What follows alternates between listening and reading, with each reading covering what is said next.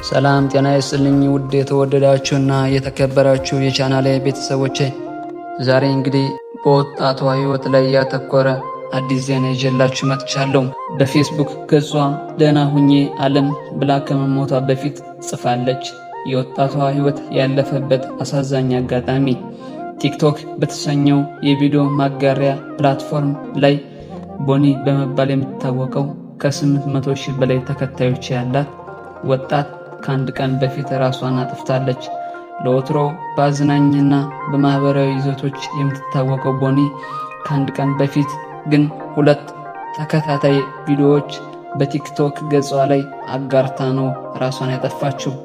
በእነዚህ ተንቀሳቃሽ ምስሎች ላይ የነበረችው ቦኒ እንደ ድሮ በሳቅ ታጅባ ሳይሆን በለቅሶና በተስፋ መቁረጥ ስሜት ውስጥ ሆና ነበር። ቦኒ ይህን ውሳኔ ያስወሰናት ምን እንደሆነ ባይታወቅም አንዳንዶች በማህበራዊ ሚዲያ በደረሰባት የቃላት ጥቃት ነው ሲሉ፣ ሌሎች በግል ህይወቷ ውስጥ ያለ ችግር መሆኑን እየገለጹ ይገኛሉ። ሆኖም ብዙ መላምቶችን ከማስቀመጥ ያለፈ በግልጽ ከቅርብ ሰው ወይም ከቤተሰቧ የተሰማ የሞት ምክንያት እስካሁን አልታወቀም። ወጣቷ ባጋራችው የመጀመሪያ ቪዲዮ ላይ አንዳንዴ ብዙ ሰርታችሁም ለፍታችሁም አያልፍላችሁም፣ ህይወት እናንተ እንዳሰባችኋት አትሆንም።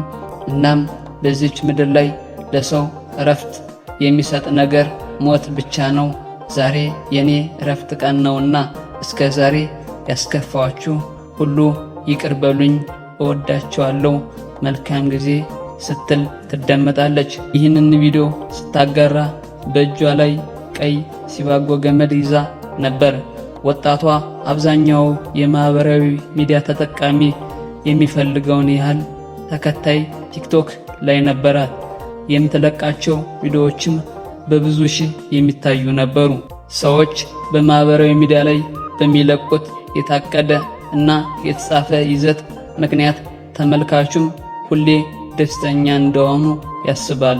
ነገር ግን ከካሜራ ጀርባ ሁሉም ሰው የራሱ የተለየ ህይወት ይኖረዋል። ቦኒም ከትናንትና በፊት በለቀቀቻቸው ቪዲዮዎቿ ላይ ደስተኛ ትመስላለች። ከቀናት በፊት እየሳቀች የነበረች ልጅ ከአንድም 2 ቪዲዮ ቀረጻ ራሷን ማጥፋቷ በድንገት የተወሰነ ይሁን ወይም ታስቦበት የሚለውን ማወቅ አይቻልም።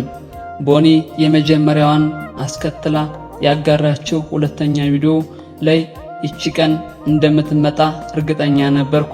ሰርቼ ኖረውንም ህይወት አይቼዋለሁ። ኑሮ በቅቶኛል። ቤተሰቦቼ፣ ጓደኞቼ ያሳዘንኳችሁ ሁላችሁም ይቅርታ። ከዚህ ወዲያ ለኔ ረፍት የሚሰጠኝ ስራ ወይም ትዳር ሳይሆን ሞት ነው ብላለች። ይህንን ስትናገር ከጀርባ በር ላይ ቀይ ገመድ ተንጠልጥሎ ነበር። አጥብቃ ይቅርታ ጠይቃ ራሷን ያጠፋችው ቦኒ ሁሉም ካለፈና ካረፈች በኋላ በሰፊው መነጋገሪያ ሆናለች። ከዚህ ባለፈ በፌስቡክ ገጿ ላይ ደህና ሁኜ ዓለም ብላ ከመሞቷ በፊት ጽፋለች። በማህበራዊ ሚዲያ ላይ እንደዚህ ያሉ ነገሮች ሲከሰቱ የበርካቶችን ልብ የሚሰብር የሚያስደነግጡ እንዲሁም በማንኛውም ዕድሜ ላይ ያለ ሰው ስለሚያያቸው አደገኝነታቸው ከሚነገረው በላይ ነው።